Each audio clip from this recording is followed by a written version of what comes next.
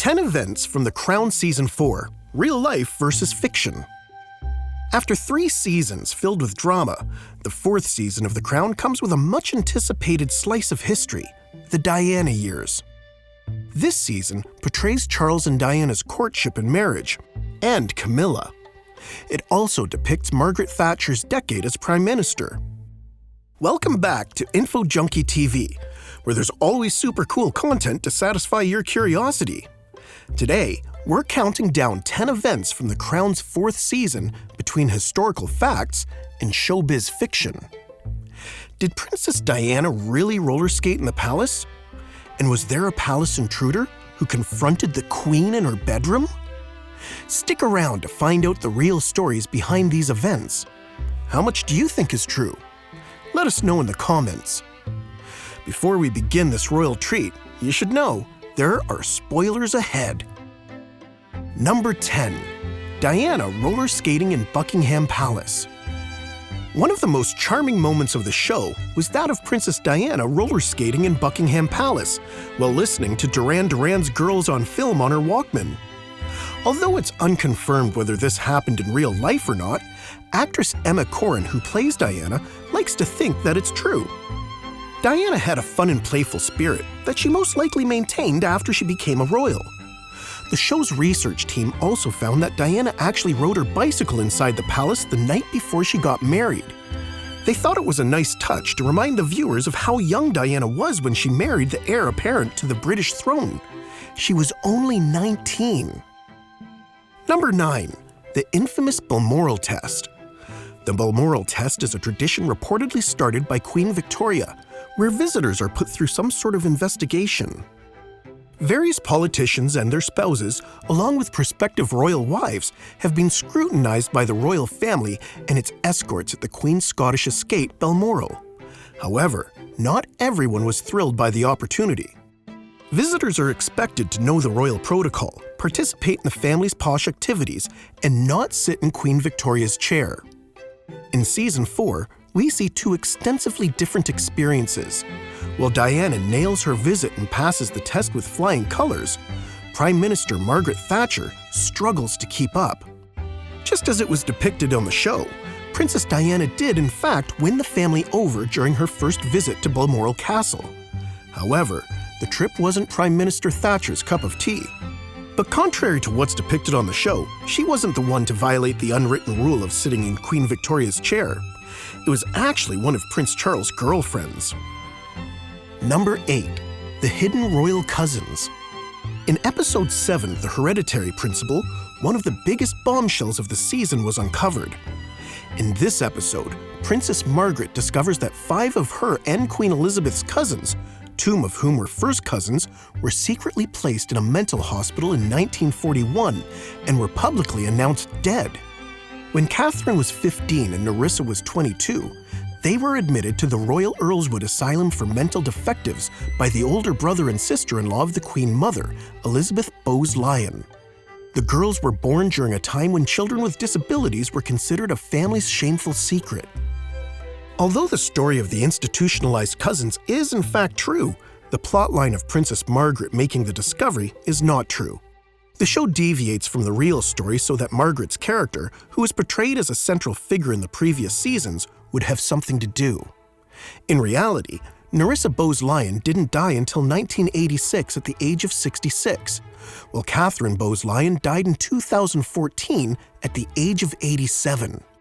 The scandalous discovery was uncovered by the media after Nerissa's death. However, the Queen refused to comment on the matter. Number 7. Margaret Thatcher's turbulent relationship with the Queen.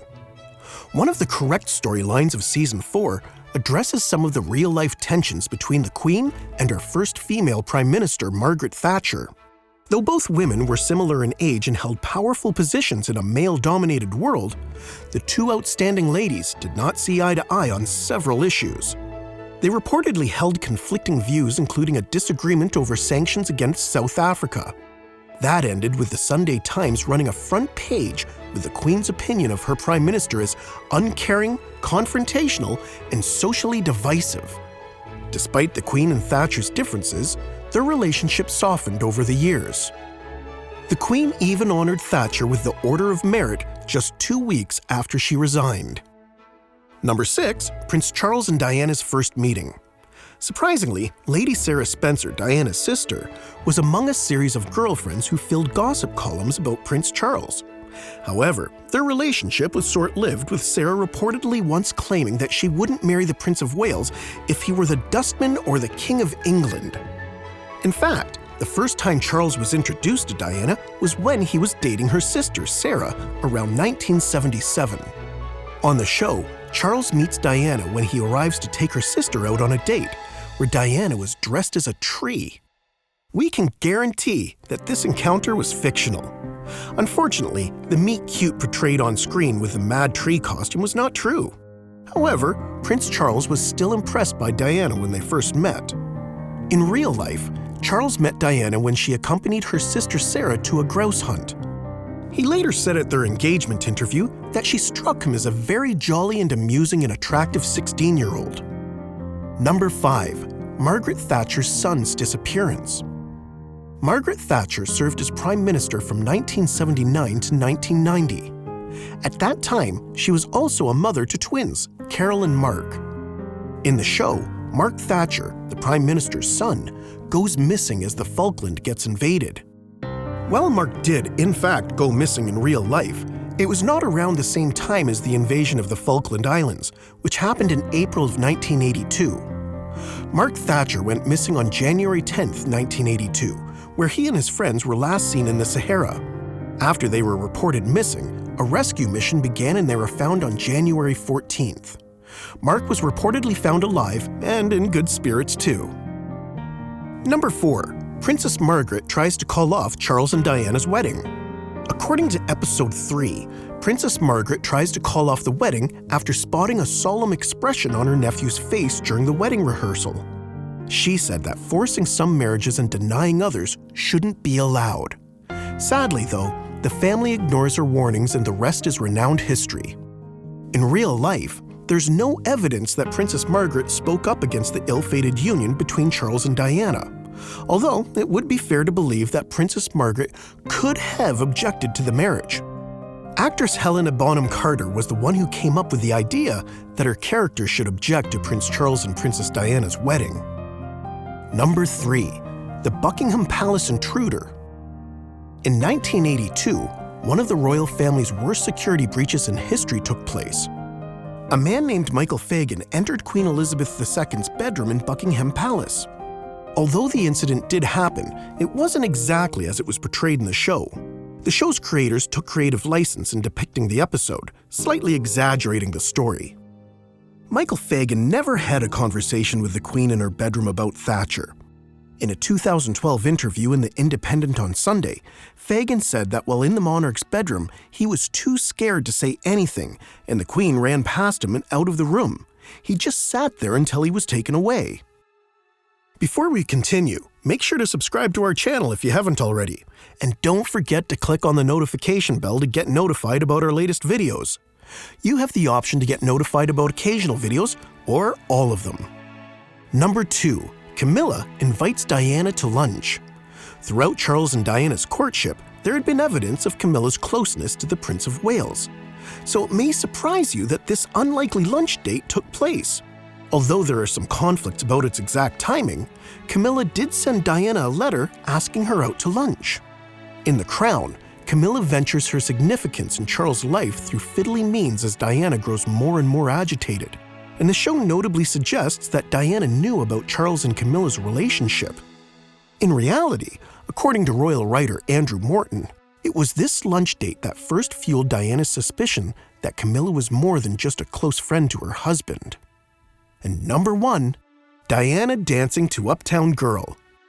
Believe it or not, Princess Diana's Uptown Girl performance in the London Opera House did happen. The December 1985 dance was Diana's idea, too. Princess Diana contacted ballet star Wayne Sleep about choreographing a special dance as a surprise for her husband. The princess was a pop music fan and a ballet lover. She even took lessons at Kensington Palace. However, no doubt the majority of the audience was surprised to see her performing on stage. Although the viewers were delighted, Charles was said to be less than thrilled with the 3-minute number. He was upset with how Diana pushed the boundaries of royal courtesy. While this opera performance was true, there's no evidence that a video of her singing a song from the Phantom of the Opera ever existed. This scene was depicted with some extra artistic license from the show's creators. And that's all we have for you today. Which revelation in these royal chronicles did you find the most shocking? Let us know in the comments. If you liked this video, be sure to hit the like and subscribe buttons for more incredible content and ring the notification bell to get notified about our latest videos.